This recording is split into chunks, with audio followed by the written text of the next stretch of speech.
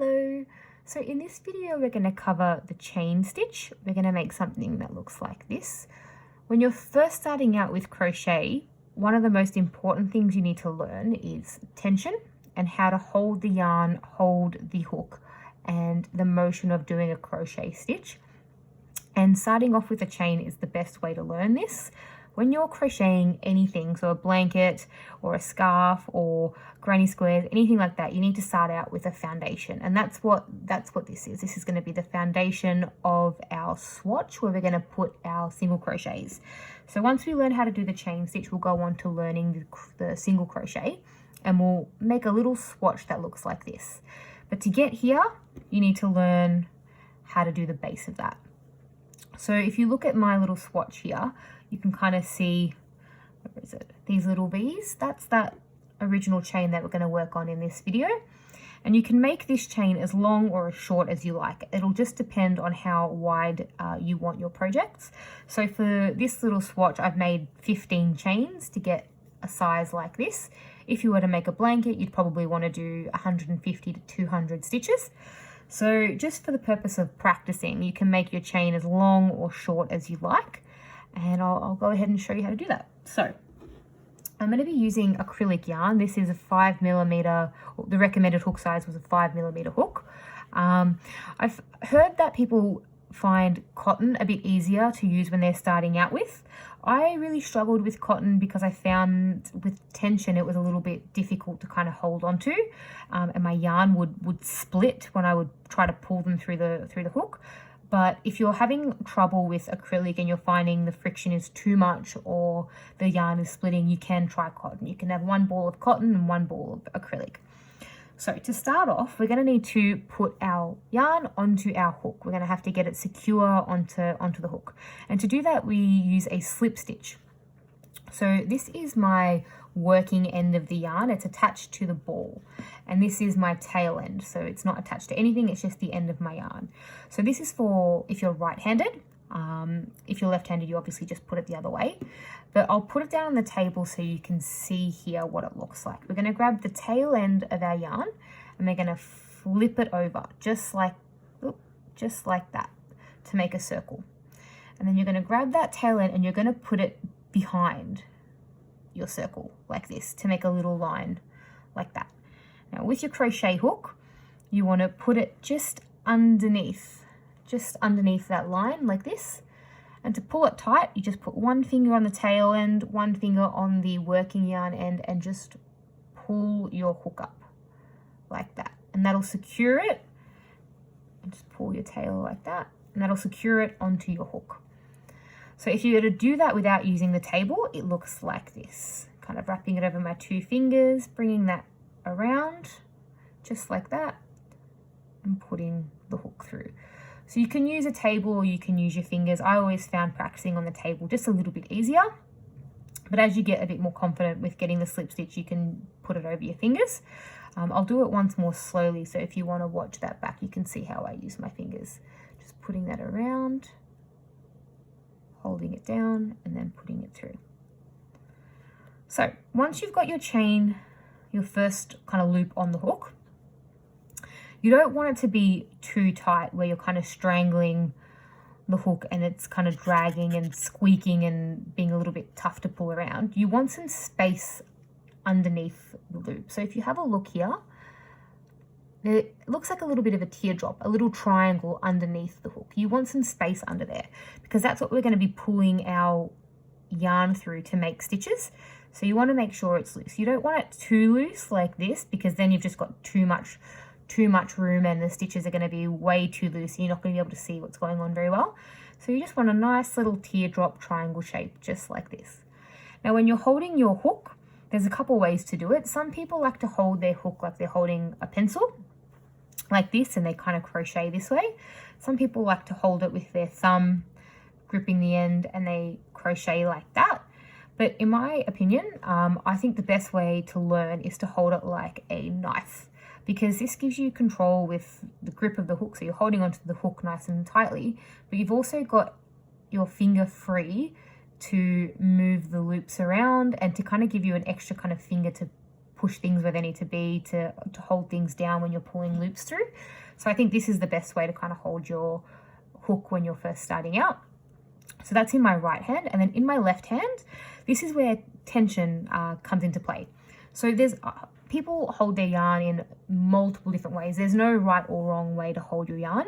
When I first started, I remember I used to wrap it around every single finger and hold it just kind of like this, and really didn't want to let go of that yarn. And I found it really kind of secure that way. I found it a bit easier. But after I've been crocheting, I think I've been crocheting now for about 5 years, and I found that the best way to hold it is to put it through my pinky and my ring finger here. So that's what the back of my hand looks like, and that's the front. And then I bring the yarn over my index finger. So it looks like this. And the reason I love this positioning of holding the yarn is because I can control the tension with these two fingers here. I can control how much is coming from my ball, and then I can control what I've got in my hand with my index finger. So it looks like this. And when I'm holding onto my work, you want to use your thumb and your middle finger to pinch the base of our little slip knot right here. This is the hand positioning I use when I'm crocheting, because I've got my finger down here to hold my work and pinch it so it doesn't get lost, and I can control the tension this way. I can see what I'm doing. My index finger here is loosening and tightening the yarn that I've got in my hand.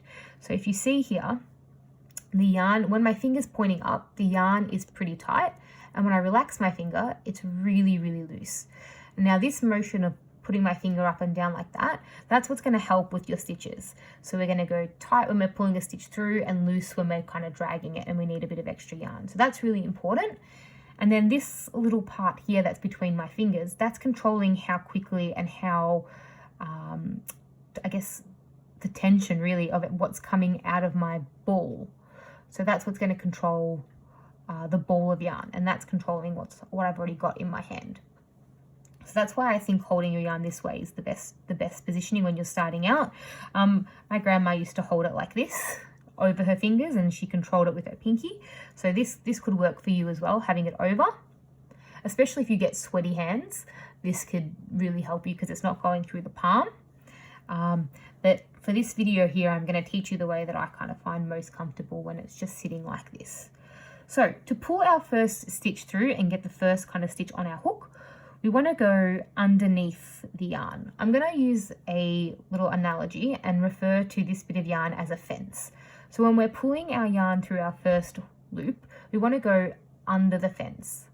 So we're not going over, we're not picking it up like that, we're not scooping it, we're going under the fence. And we're going to use the head of our hook. There's a little notch in there. That's what we're going to use to secure our yarn and pull it through our loop.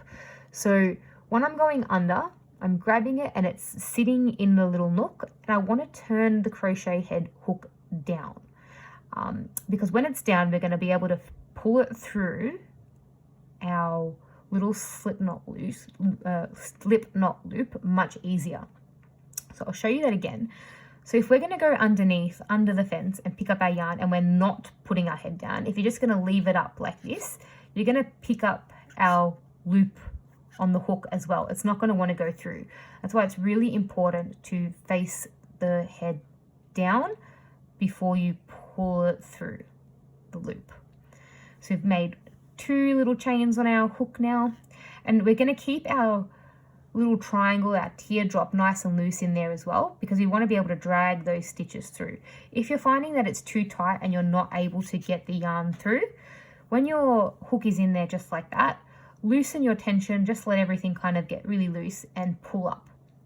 If you pull the hook up, that'll give you some extra space. Obviously that's way too much space, and if you try to pull a hook through there, or try to pull a loop through there, it's just going to be too loose and it's a bit hard to see what's going on. So we just want to make sure that we've got a little bit of space in between there to pull our loops through. So now we're going to tackle tension when you're pulling in your loops. So when I'm going under the fence, I'm keeping my pointy finger super tight. I'm keeping the tension on this little fence really tight because I don't want my hook I don't want the yarn to fall out of my hook. If it's loose and you're trying to go under, you kind of have a bit of trouble trying to grasp the yarn. So you want to keep it nice and tight when you're going under the fence. So now that I'm turning my head, my yarn is nice and secure, so I can loosen my tension just a little bit to pull it through the loop. Because if I'm not loosening my tension, I'm not actually letting any yarn through, so it's not going to be able to, you're not getting any yarn from the ball, so it's just kind of not going anywhere. It's just stuck. There's not any yarn left to kind of pull through. So that's why you want to keep it nice and loose when you're pulling the yarn through. You want to keep it loose through here because you want the yarn to flow. So we're going underneath, grabbing our yarn, tilting our head and putting it through that teardrop that we've made. So this motion here of going underneath and pulling the loop through, this is essentially what crochet is made up of. The tension that you're using and this movement here, that's what we're going to use to make our single crochet, our double crochet, granny squares. Anything you really make with crochet is going to be touching on these two very basic beginner movements. So this is what you want to practice. And what I was saying before about making this chain as long as you like, you could literally go on forever just practicing this movement. When you're crocheting and you're finding that your tension is a bit all over the place, you could find that your work ends up looking like this. You might do a couple really loose ones and then maybe a couple really tight ones and then a loose one, and it kind of looks, your chain kind of looks a bit wonky like that. If this is what your chain looks like, you're doing a very good job. This is exactly what you want it to kind of look like. The stitches are all correct. It's just your tension that is needing a little bit of work. So you can see down here the tension for these stitches is really loose and the tension for the other two is really tight. So that's what you want to practice when you're starting out with crochet. If you can get your tension nice and even on your chain stitch, you'll be flying through all the other stitches. So just to recap, our tension, we're pulling our yarn through our pinky and our ring finger here, wrapping it over, keeping our tension nice and tight with our index finger here when we're grabbing our yarn, and then pulling it through our loop, this motion here. So if you practice that and you've got a perfect chain stitch that looks like this, then you're ready to move on to single crochet.